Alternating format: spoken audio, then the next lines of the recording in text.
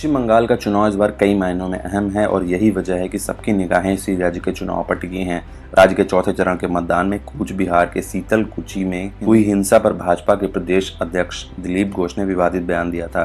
इसके ठीक बाद पार्टी के एक और नेता ने इस मुद्दे पर आपत्तिजनक बयान दिया है। बीजेपी के राहुल सिन्हा ने कूच बिहार हिंसा को लेकर कथित तौर पर कहा है कि यहाँ 4 नहीं बल्कि 8 लोगों को गोली मार देनी चाहिए थी। हबरा निर्वाचन क्षेत्र में भाजपा के उम्मीदवार राहुल सिन्हा सोमवार को अपने निर्वाचन क्षेत्र में एक रैली को संबोधित कर रहे थे।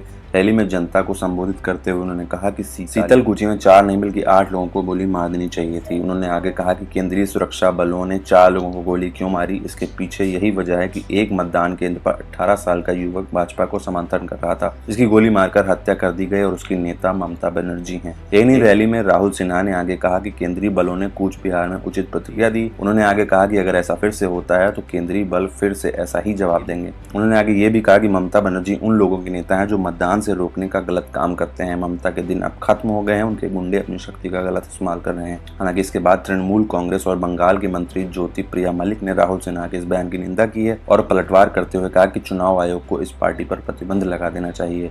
ये एक असभ्य, हिंसक और बर्बर पार्टी है। यही नहीं, कूच बिहार हिंसा पर दिलीप घोष ने भी रविवार को आपत्तिजनक बयान दिया था। उन्होंने कहा था कि अगर शरारती लड़के जिन्हें सीतलकुची में गोलियां पड़ी कानून को अपने हाथ में लेने की कोशिश करेंगे तो सीतलकुची जैसी घटनाएं होती रहेंगी।